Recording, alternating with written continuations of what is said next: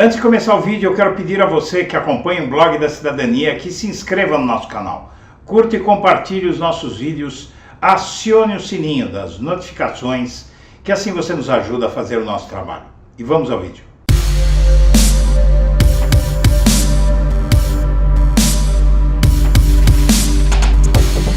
Bom dia, senhoras e senhores. Hoje é 24 de outubro de 2022, são 8 horas da manhã. No Metrópolis, outra vez Bolsonaro atira no pé e pode ter acertado no próprio peito. Peça escrita a 4 mãos entre Bolsonaro e Roberto Jefferson acaba mal para o presidente da República. Foi tudo de caso pensado, é a denúncia do colunista do Metrópolis, Ricardo Noblat. Ele diz: o ataque sujo, covarde e nojento do ex-deputado Roberto Jefferson, presidente do PTB e aliado de Bolsonaro, a honra da ministra Carmen Lúcia e a nova prisão dele, que a justiça se veria forçada a decretar, como decretou, era um plano de ambos. O que não estava no script a 4 mãos, feito a 4 mãos por Jefferson e Bolsonaro, era que os tiros e granadas fossem lançados pelo ex-deputado Roberto Jefferson na direção dos agentes da Polícia Federal que foram prendê-lo. Jefferson, canastrão como sempre, exagerou no papel. Estilhaços das granadas feriram 2 agentes, um deles uma mulher, e atingiram gravemente o plano de Bolsonaro de se reeleger no próximo domingo. Com granadas ou não, é difícil que um bolsonarista radical deixe de votar em Bolsonaro, mas bolsonaristas moderados e com vergonha na cara, se é que existem, vão deixar de votar. Eleitores de Simone Tebet e de Ciro Gomes que migraram para Bolsonaro ainda no primeiro turno e os chamados indecisos que cogitam votar nele podem recuar. A pesquisa IPEC a ser divulgada hoje não vai registrar os efeitos do que teria sido uma farsa se não tivesse acabado como mais uma prova de que o bolsonarismo mata, ou deixa que morram os que tiverem de morrer. Lembre-se da pandemia da Covid-19. Os trackings que poluem a campanha, pesquisas diárias feitas por telefone para consumo interno de partidos, bancos e empresas, devem captar eventuais alterações no panorama. Pesquisas a serem divulgadas a partir desta quarta-feira certamente vão pegar o episódio. As consequências vêm depois, ensinou o jornalista gaúcho Aparecido Torelli, o Barão de Itararé, que com esse pseudônimo tornou-se famoso no Rio de Janeiro dos anos 1950. A peça foi escrita para que suas consequências favorecessem Bolsonaro. De alguma maneira, ela beneficiaria também Jefferson, um político que só brilhou na vida ao meter-se em escândalos. Foi da tropa de choque de Fernando Collor, derrubado por corrupção, e mensaleiro do PT, condenado e preso por corrupção. Jefferson cumpria prisão domiciliar por ataques à democracia e ao Supremo.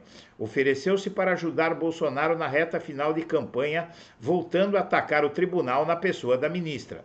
Assim, alimentaria o discurso de Bolsonaro contra a justiça. Fez sua parte e Bolsonaro a dele, que era calar-se e desconhecer o que Jefferson havia dito. Mas o barulho dos tiros e das granadas obrigou Bolsonaro a se pronunciar. Repudiou o ataque à ministra e solidarizou-se com ela depois de um silêncio de 2 dias. Pensou que bastaria, então acionou o ministro da Justiça para que negociasse a rendição de Jefferson. Finalmente, ao dar-se conta do tamanho da estaca com a qual seria empalado, mentiu que é só o que lhe ocorre ao ver-se em apuros. Bolsonaro fez um pronunciamento.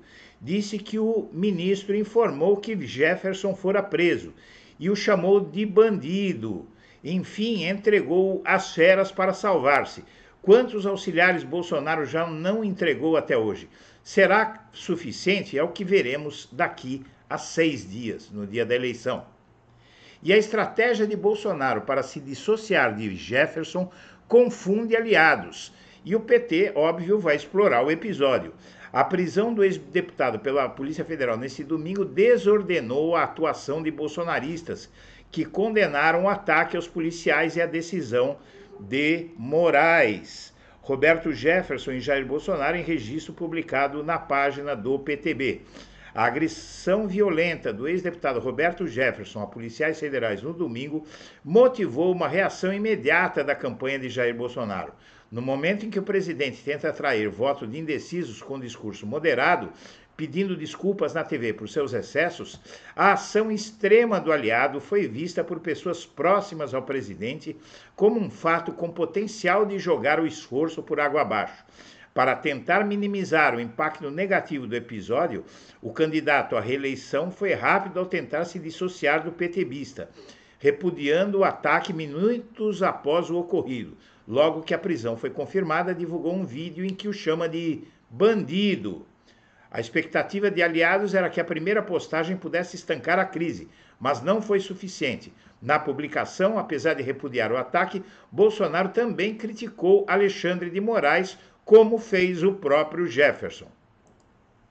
E Roberto Jefferson é um cadáver político. Prócere do bolsonarismo radical, apostou no caos institucional há uma semana da eleição e perdeu. O Roberto Jefferson, que na noite de domingo, 23 de outubro, chegou dentro de uma viatura sede da Polícia Federal no Rio de Janeiro, é um cadáver que não deu certo. O ex-deputado que detonou o maior escândalo do primeiro governo Lula, o mensalão, e nos últimos anos se transformou em emblema do bolsonarismo e da extrema-direita brasileira, estava pronto para morrer quando decidiu disparar tiros de fuzil e lançar granadas contra os policiais que foram à casa dele prendê-lo. E o Roberto Jefferson foi levado a presídio após atacar policiais a tiros, mas ele resistiu por 8 horas. Vejam que o nível de delírio desse bolsonarista é algo inacreditável.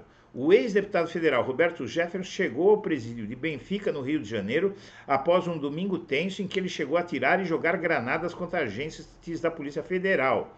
Jefferson chegou à prisão no início da madrugada desta segunda-feira. A Polícia Federal conseguiu prender o político às 19 horas de domingo, depois de ele resistir por 8 horas dentro da casa. E fake news em larga escala no segundo turno podem causar danos irreparáveis à democracia, alertam entidades.